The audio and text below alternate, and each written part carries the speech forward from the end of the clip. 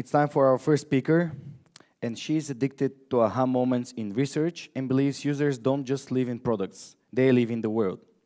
A champion of holistic user understanding, she continuously boosts her creativity through reading, yoga, and meaningful conversations.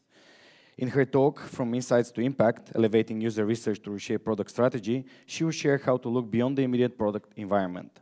As someone inspired by courageous dreamers, Katya Mecheva's message to UX newcomers rings true. Users don't only live in your product, there's much more about them in their lives that could inspire you. Katya, the stage is yours. Cool. Hello, everyone. I'm so happy to be here. Welcome to UX Sofia. I'm very honored to be opening today, actually. I'm Katya, and my job is to help companies build strong products by giving them the right customers' insights at the right time.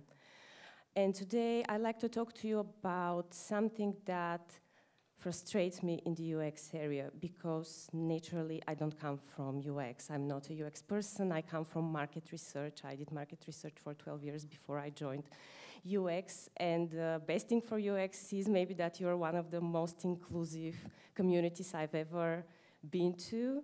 I felt very accepted when I joined a couple of years ago, maybe it was 4 years ago, but something struck me when I joined, and it was that very often the UX professionals that I worked with in the different companies were only perceived as tactical instrument for the company, especially for UX research, that despite our efforts, there are research reports piled up in folders that nobody is actually using, and it seems that decisions are being taken far away from people who actually have user knowledge. So this frustrated me quite a lot at this point. And as a person who comes from all kinds of customer research, I strongly believe that research should be a strategic partner, not only to inform design decisions, but also to inform product decisions and product strategy. There are a couple of ways that we can approach this, but today I'm going to speak about market data and market research, and why should we care about it, basically. Because marketing could be a surprising partner in crime for UX.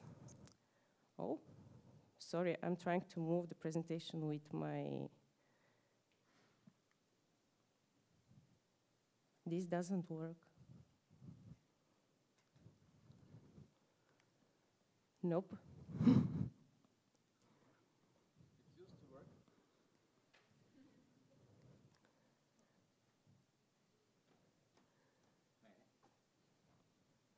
Huh? Oh, okay. That's it. Thanks. No problem. Sorry, everyone. So why should we care for market research? Is market research that similar or that different from user research? How understanding market insights and knowledge can actually elevate UX position in the organization? How two things that seem kind of unattached can work together for better products? And okay, I'm going to start with a story. So the story is from the year when I joined UX. When I joined UX, I joined in a legacy media product.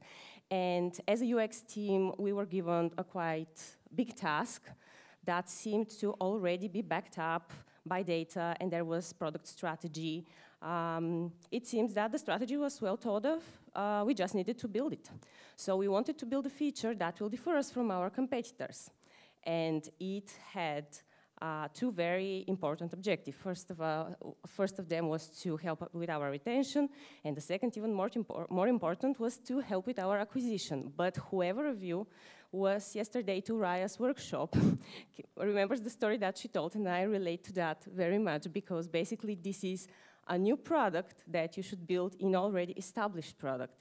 And we did everything by the book, I promise you. So basically what we did is that we took the strategy and the target audience and everything that was ready, and we start to map user journeys, we start to fix accessibility issues, we conducted a lot of usability tests, we attracted the right users. We did everything by the book, everything that we knew how to do, and there was quite some time invested in it. Still, we didn't see the results that we wanted. It quite didn't didn't hit the mark. So the retention was quite okay, but the acquisition boost we were expecting, we just didn't see it. It felt like we were doing everything right, and yet something was missing. And at this point, I might say everyone in the team was exhausted, they were nervous, they didn't know what to do, so we took a step back. Maybe I'm doing something wrong. So we were indeed building the thing right. It was just not the right thing. So these two sentences for me are the very plain and easy way to explain the difference between tactical and strategic approach, and thus tactical and strategic research. Because tactical research and approach checks if we have built the thing right, does it work well? But we cannot know if we build the right thing if we don't go strategic. But as you saw on the previous slide, we already did everything that we knew. So we needed some kind of new approach.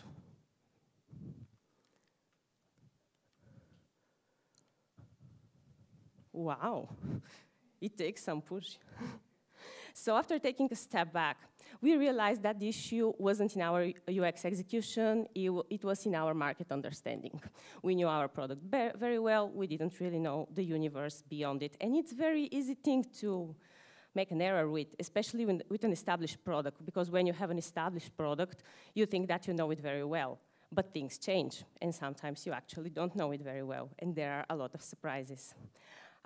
When we understood that the problem was in our market understanding, we turned to the marketing team.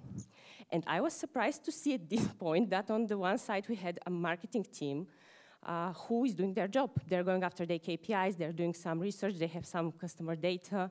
On the other side, we have a UX team working very hard on their KPIs, having some customer data, and both pieces of customer data have never met. So actually, we realized that marketing could use so much of what we've been doing and vice versa. And we realized that we had problems that were somehow marketing, but also UX, because our target audience wasn't defined clearly enough. We had some kind of issue with positioning and pricing. And our product market fit also needed adjustment, so we needed to go with the cross-functional team and check what's going on. And now why actually UX needs, sorry, where I am. Why UX actually needs market insights? Because UX research shows the user behavior, but market research shows the environment. So UX focuses on user behavior, it focuses on user experience, it provides detailed insights. Market research gives us the telescope, it gives us the big insights. But the two of them have actually common grounds. They both aim to enhance product strategies, drive user satisfaction, and have informed decision-making. They have complementary insights, and they work well together. And this is how they contribute to better decision-making.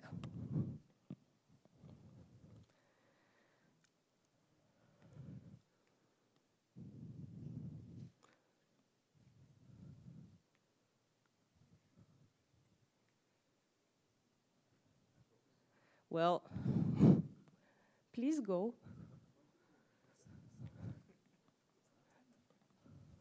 So, here is the question. Is UX research and market research that different or that similar? So I spoke to a couple of product designers, and yesterday I spoke to a couple of people here in the audience too, and basically the things I hear are quite polarized. So there is a segment of people who think that they're basically the same thing and use the words interchangeably. And there is the other segment that says market research uses only big samples, only declared data, so it's not really behavioral data, so it doesn't really work. And it has too many limitations, it's too expensive, it doesn't matter. So I'm here today to actually tell you that I don't believe that neither of this is true. And why these, I will call them different customer research styles, are not the same, but they are complementing each other. You can see on the Venn diagram that basically, despite they have different methods, they have different way to evaluate needs, actually they have the same objective. And when you have more data, you are stronger.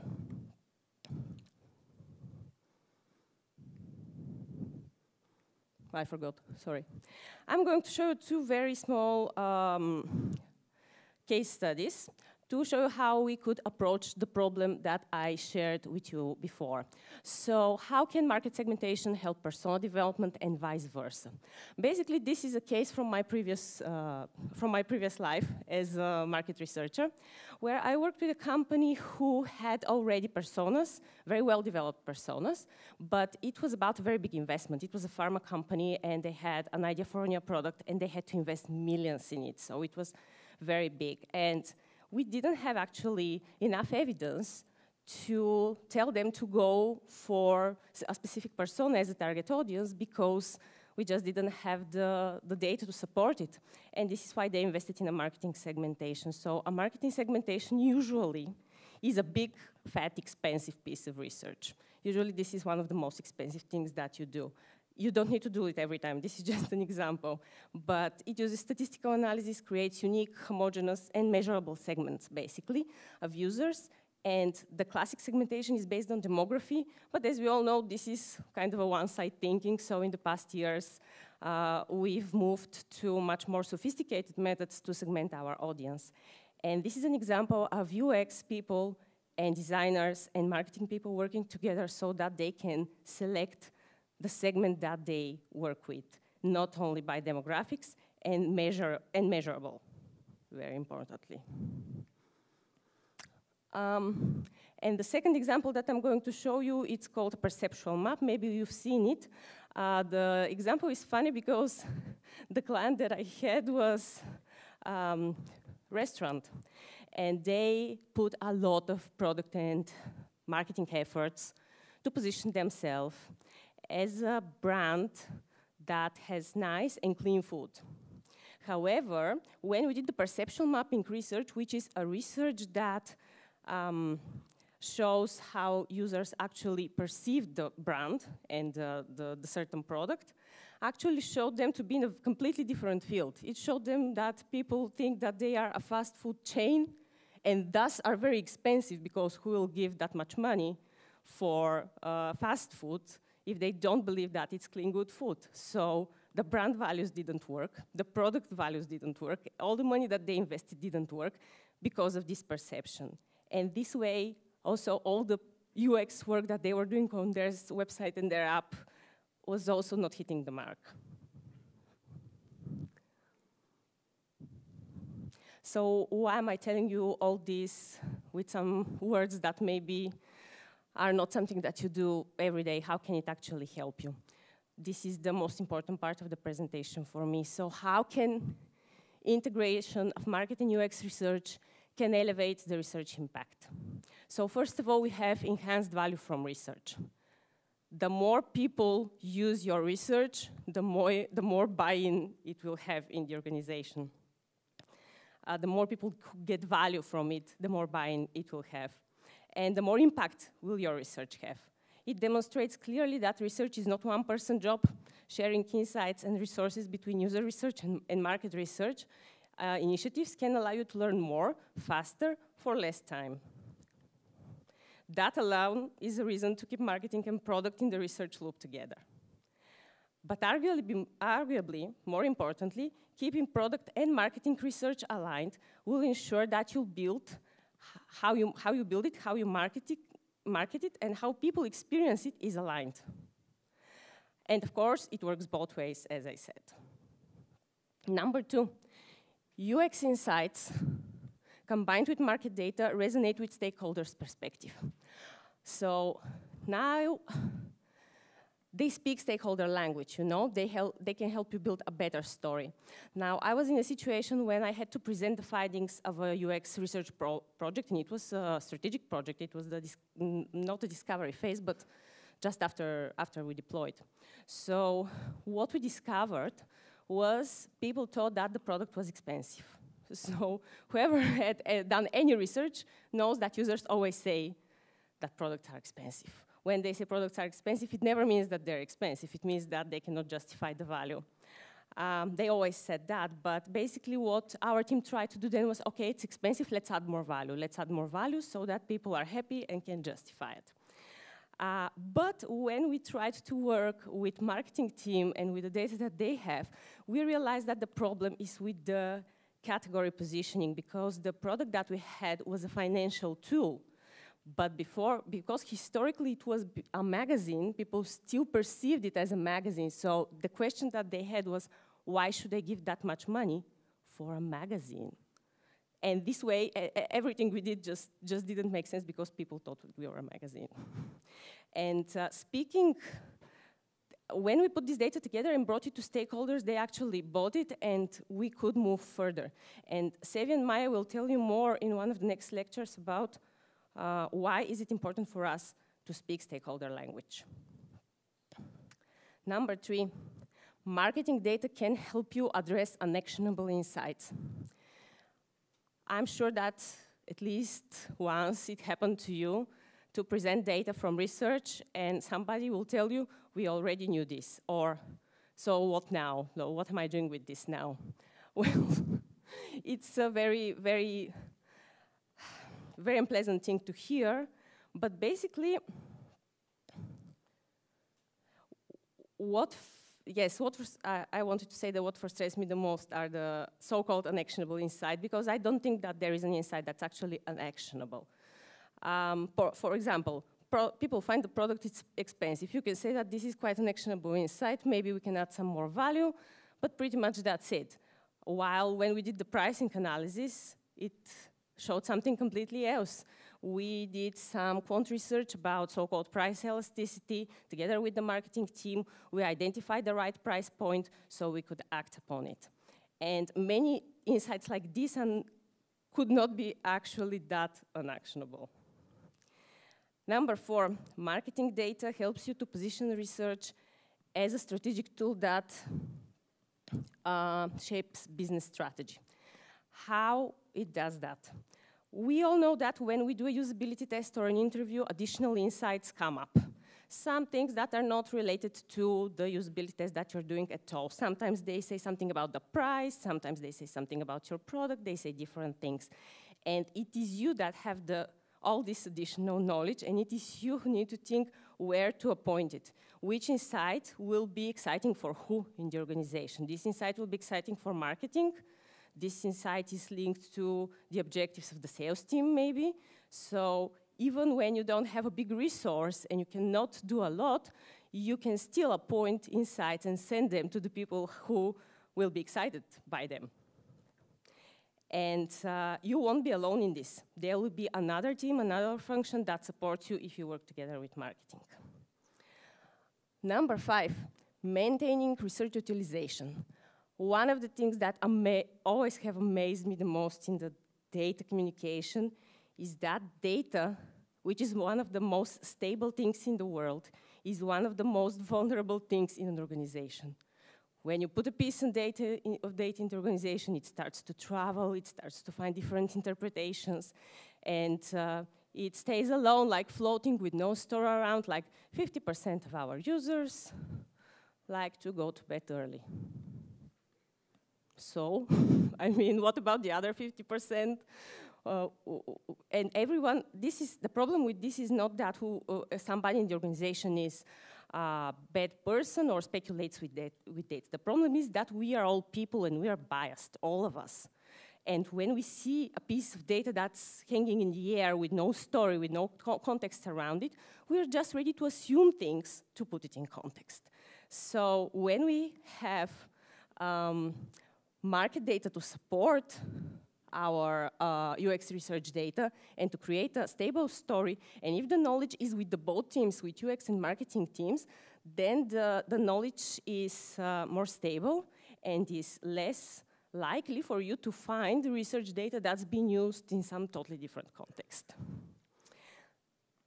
Number 6, which is not in the slide because it's additional, is if we do this, it helps us with silos, and we know that there is a lot of silo working in companies.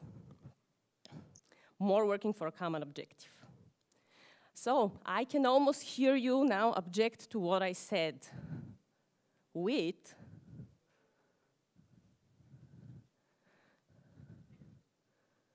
but these are not UX problems. Yes.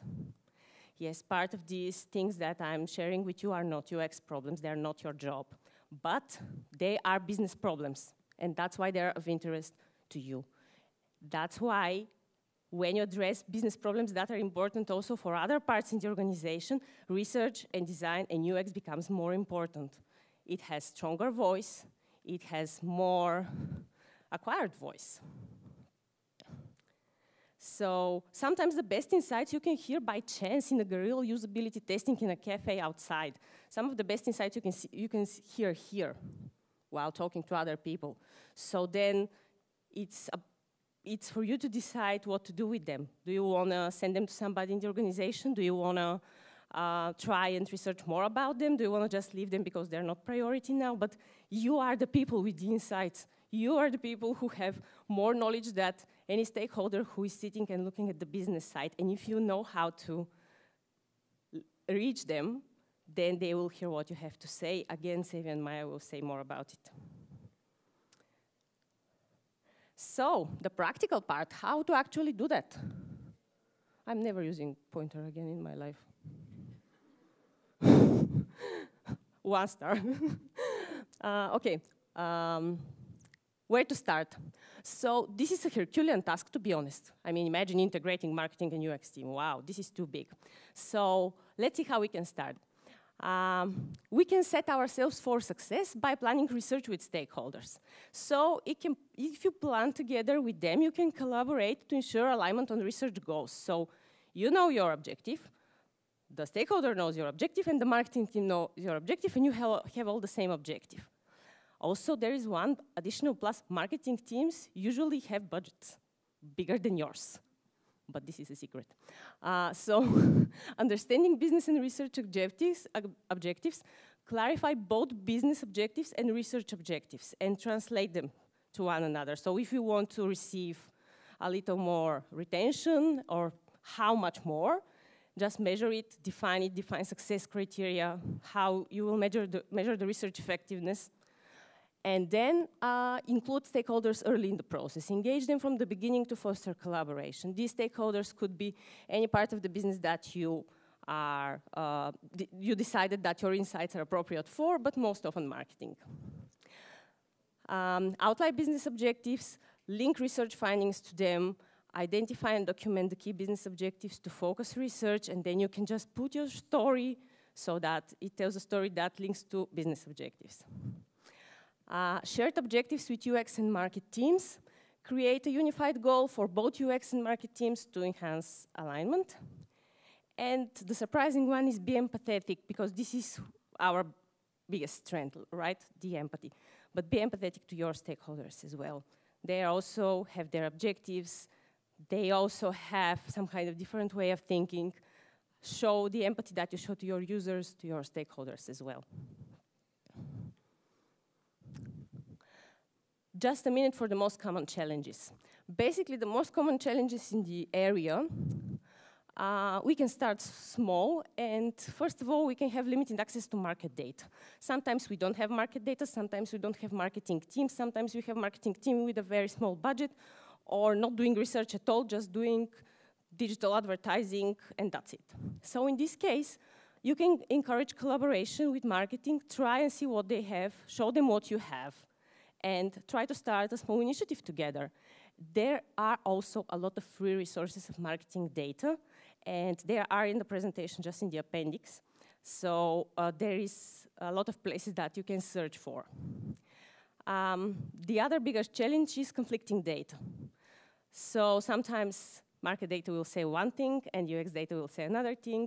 And if you're lucky, data and analytics will say a third thing. So then you can treat this as opportunities for deeper exploration. Look for specific reasons behind conflicting insights, and this can reveal nuances in user segments or evolving needs. And teams working in silos, I'm not going to repeat that. I think I already addressed it.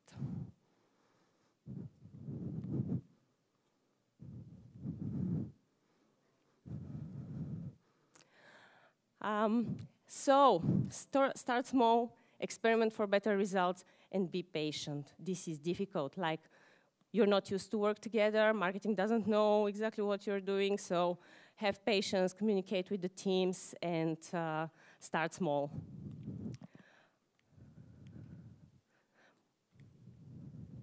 Thank you.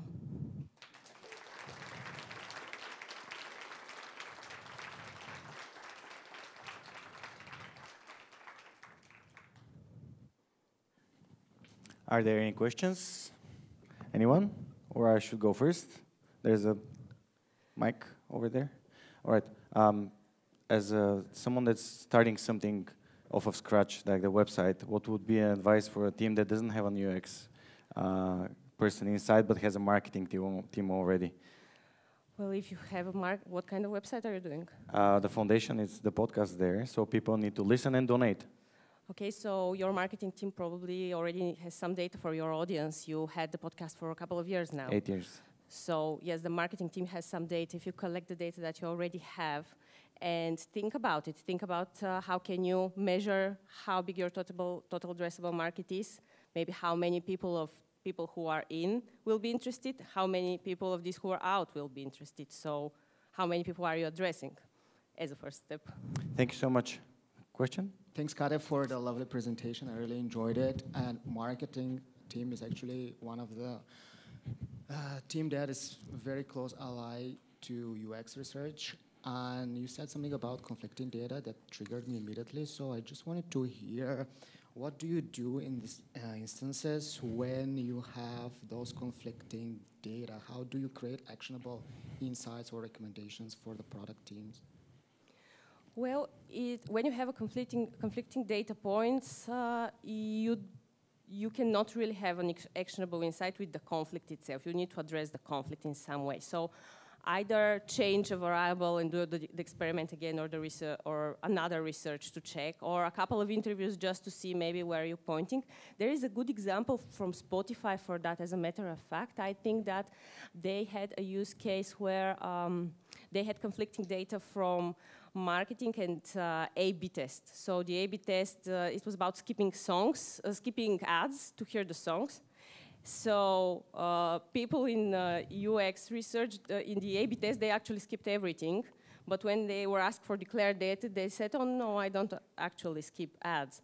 So they changed the A/B tests, so they made it ABC test, and they put a third option when they could only hear one or just a shorter ad, and this way they checked which is actually correct.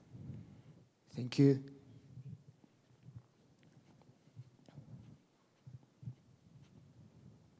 Any other questions? Come on. Oh, there's one over here. Just a second.